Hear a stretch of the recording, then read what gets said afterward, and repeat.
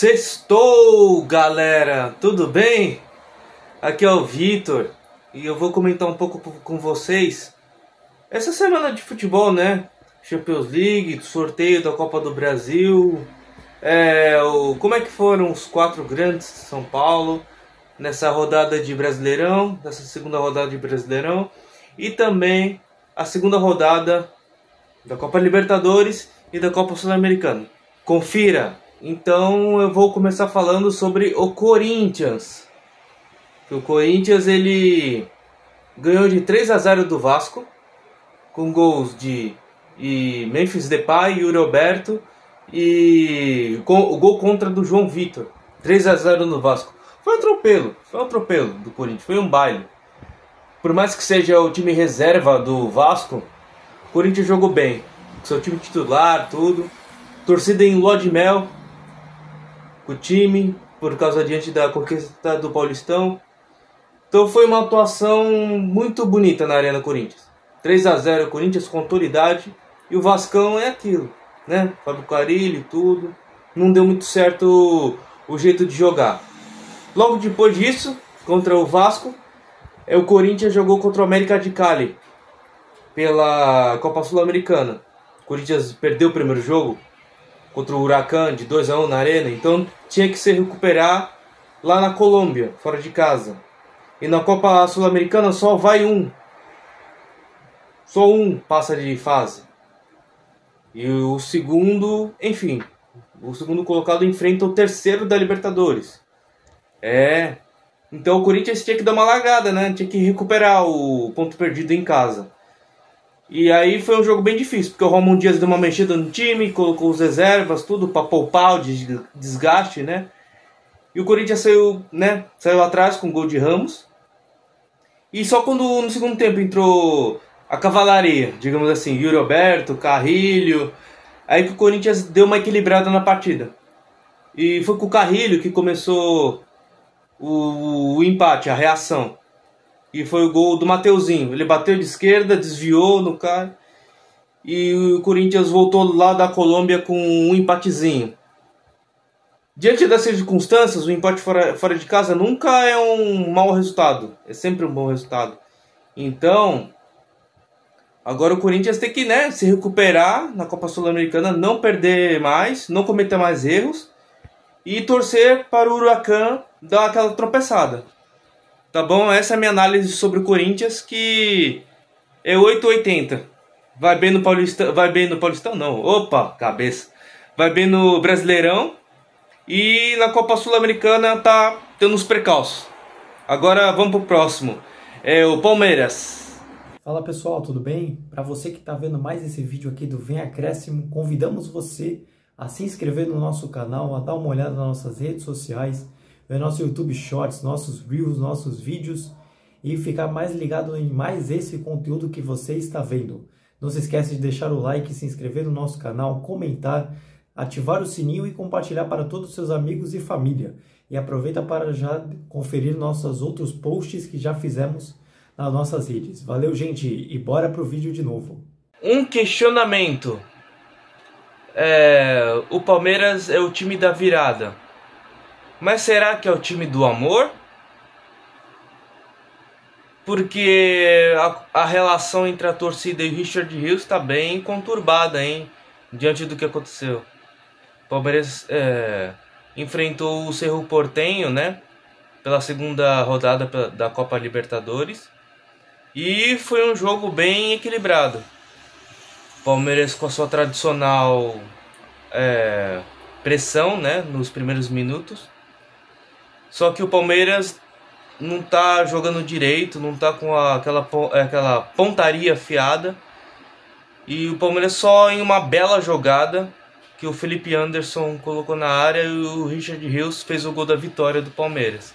E aí, enfim, aconteceu aquela polêmica toda que eu não vou falar, porque senão vai ser algo repetitivo, né? Já teve gente que comentou tudo. E assim, e o Palmeiras também, pelo Brasileirão, ganhou do Sport 2-1.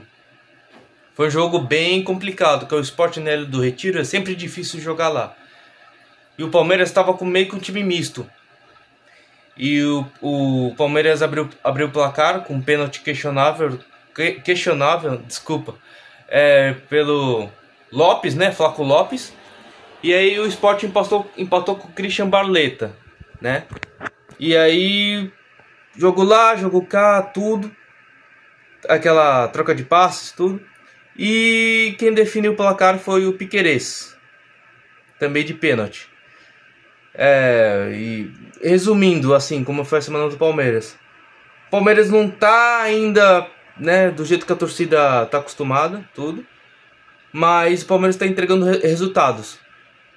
A torcida do Palmeiras se acostumou a ver aquele Palmeiras, né, avassalador, vencedor, né, que o torcedor já via a escalação do Palmeiras, já sabia que era vitória. Mas é um ciclo. Às vezes certos jogadores saem, outros entram e muda às vezes a característica da equipe, né? E isso torna o técnico, o Abel Ferreira, ter mecanismos para o time continuar na mesma sintonia. Então, calma, torcedor palmeirense, que o Abel Ferreira tem um plano, o Palmeiras está entregando o resultado, né? Ainda é começo de temporada, estamos ainda em abril, tem até o dezembro, né? Tudo para o time evoluir. E também, antes que eu me esqueça, vamos também aproveitar para desfrutar do Estevão, que no meio do ano ele vai para o Chelsea. Então é isso. Vamos falar agora do Santos. Fala, torcedor do Santos. Como é que você está? Só tranquilo, na boa? O time também. Isso daí é resquício do ano passado. Então o Santos está só treinando, né? Tentando recuperar alguns jogadores que estão no departamento médico, como o Neymar. O seu técnico Pedro Caixinha está tendo tempo para colocar suas ideias em prática, né? Porque a metade da torcida já quer a demissão dele. Porque o Santos não está entregando certos resultados, não está jogando bem, tudo. E nessa última partida ficou uma pressão maior. O Santos jogou contra o Bahia pelo Campeonato Brasileiro. E são duas equipes que jogam aberto. Elas têm a proposta de propor o jogo. E era um jogo com muitos gols. Foi 2-2. Então, aí o Bahia abriu o placar com o Eric numa última trama do time do Bahia. Aí o Santos, falam que ele é o time da virada, né? Ele fez jus, né, a palavra. E fez gol com Tassiano, lei do ex, e Diego Pituca. A torcida quer muito ele como titular. E aí o Santos, né, não conseguiu segurar o placar. E aí o Bahia foi lá e empatou com o Luciano Juba. Fez um bonito gol, por sinal. E isso aí aumentou a pressão sobre o técnico Pedro Caixinha. E, né, a torcer pela recuperação do Neymar, que bem provável que ele esteja disponível contra o Santos. Não, contra o Santos? Não, poxa. Contra o Fluminense, lá no Maracanã. E é isso. Não tem muito o que falar do Santos, né? Porque o Santos só tá jogando o Campeonato Brasileiro. E é isso. O que o torcedor espera é uma evolução do time. Que as peças que vieram se encaixem melhor, né? Porque o Santos com o Neymar é um, Santos com o Neymar é outro, né? E a torcida prefere muito o Santos com o Neymar, né? Porque é a referência. O Neymar, ele capacita os outros jogadores. O coletivo, o conjunto funciona, né? Então é isso que é a esperança da torcida para dias melhores na Vila Belmiro.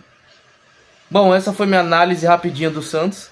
E agora eu vou falar pelo último time, não menos importante, mas é o São Paulo. Fala, torcedor são paulino. E aí, como é que você está? Não tem sido fácil ultimamente, né? São Paulo empatou com o Atlético Mineiro, neutralizou bem o adversário, foi salvo graças ao Rafael. E a sensação com um ponto saído lá do Mineirão foi até que bom, devido às circunstâncias. E esse empate contra o Alianza Lima foi bem decepcionante, o resultado por torcedor são paulino. A minha opinião desses jogos de São Paulo, né? Aquilo que nós já sabemos que o São Paulo oscila muito são os erros infantis, né? Alguns erros assim, e a cobrança vai tudo pro Zubeldia por certas escolhas questionáveis, no sentido de não usar a base. O Caleri já, né, não tá tendo aquela boa fase, então ele podia ir pro banco, dar espaço pro André Silva, pro Rian Francisco. O esquema de 3 zagueiros, linha de 4, linha de 3 zagueiros, tudo. Porque o São Paulo tá indo, mas não daquele jeito que tá encantando o torcedor, né? O São Paulo tá com muita dificuldade. O Oscar e o Lucas fazem muita falta. Muita falta. O São Paulo não tem um grande elenco, né? E se ficar perdendo gente, vai fazer falta para reposição, né? Então o Zubeldia tem que achar algum plano, alguma maneira para que o time ocorra o caminho das vitórias, né? Porque o São Paulo precisa ganhar, precisa fazer resultado. Esteve perto de fazer um bom resultado, mas cochilou e levou empate contra o Alianza Lima. E jogos de Libertadores assim não pode dar mole, né? São jogos muito traiçoeiros. Pois bem, no Brasileirão fazer uma alta pontuação e jogar sorte nas Copas, né? E ultrapassando de fase, certo? Então, o São Paulo, eu digo, o Zubeldia precisa achar uma maneira para que ele não se... Como eu posso dizer? Para a pressão não tomar muita proporção em cima dele, né? Para que ele possa desenvolver o trabalho dele. Mas certas escolhas são questionáveis. Ele precisa assumir a responsabilidade e colocar o que ele tem de melhor, assim, dosando certo alguns jogadores. Mas ele precisa fazer o feijão com arroz para não se complicar e eventualmente ser demitido. Então é isso, pessoal. Acabou meus comentários, né, sobre os 4 grandes de São Paulo. Espero que vocês tenham gostado. Qualquer dúvida, sugestões, coloca aqui no comentário lá no Instagram, no YouTube, tá? Acessem e que venha acréscimo!